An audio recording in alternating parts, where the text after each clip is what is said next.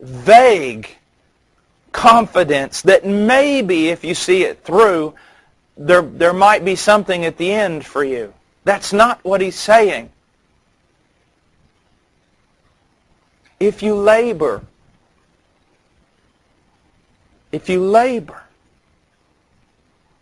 there is honor waiting you. There is great hope awaiting you. There is joy unspeakable awaiting you. Now, John Calvin writes, he, that is Isaiah, declares that Christ, after having suffered, shall obtain the fruit of his death in the salvation of men. When he says he shall see, we must apply the words fruit and efficacy. Man. Is it possible to labor in vain in the will of God? I submit to you it's not. It is not possible to labor in vain if you are in the will of God. Can a missionary go to a foreign field, lose his entire family there, labor all his life, and never see one convert? Yes, that can happen. And will it be in vain? Absolutely not. I don't know about you. That makes me want to do something. That gives me the greatest of confidence. It's not in vain. This trial I'm going through, you might think to yourself, why? Why am I going through it? Why? This is just vain. No, it's not. If God is sovereign, it's not in vain. It is not in vain. Now, there will be fruit from it, and it is effectual. Is there anything in your life that's not effectual if the providence of God is behind it? Absolutely not. So everything you're going through, the rocks in my yard are effectually working. God, by His sovereignty, placed each one of those in the exact place where I decided we ought to plant a tree. That is effectual.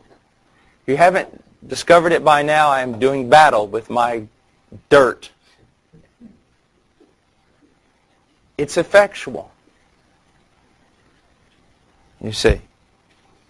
And be satisfied. The Messiah would be completely satisfied in His accomplishment. The word satisfied comes from a Hebrew word which means to be satisfied, sated, or filled. Satiate. It's not this idea of, oh, that's good. No, it's the idea of just this deep, enduring, pleasant satisfaction. I think more than anything what I would want for you, if you were my sons, is to live in such a way in the grace of God that every night when you put your head on the pillow, there would be a deep, enduring satisfaction. That regardless of what happened, if you spent the whole day just trying to buy truck tires and could not accomplish that, yet you would know you had done that day to the best of your ability by the grace of God, the will of God. And go to sleep satiated. Go to sleep content in that. Now, it means to have one's fill, to have in excess. I love that. Heaven is excessive. Okay? It's in excess. God doesn't just dribble grace on you. He doesn't just give mercy drops round us are falling. He lavishes stuff on you. Spiritual blessings in the heavenlies.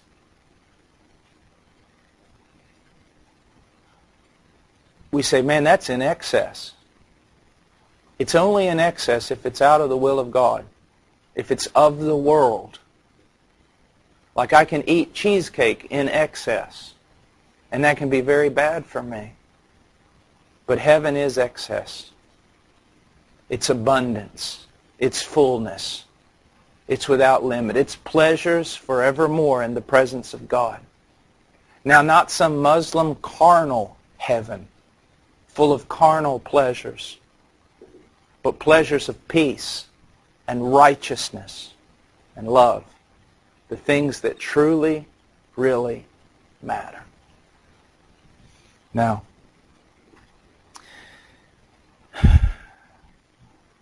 Matthew Poole writes, "He shall esteem his own and his Father's glory and the salvation of his people an abundant recompense for all his sufferings."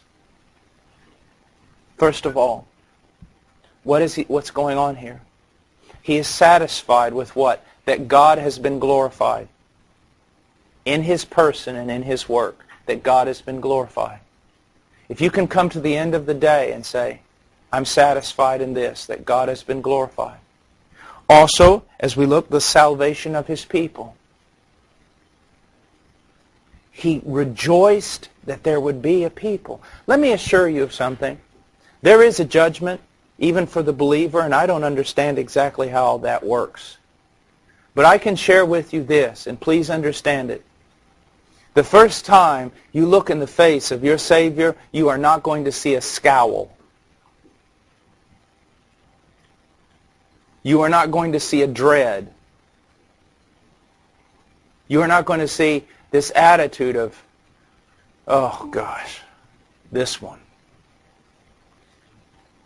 But I think that's the way a lot of believers live their life. They live their life under a scowl. No, the cross did away with that. No frowning face. No anger. He has waited how many thousands of years to see his bride complete, to bring her home, and the first thing he's going to do when he meets with her is reprimand her? What kind of salvation is that? Now again, there is a judgment, and I don't know how it works, but I want to tell you something. Take heart, little flock. Take heart, weak sheep. Little lamb. The shepherd is not coming to get you in order to beat you with a rod. He was beaten with the rod.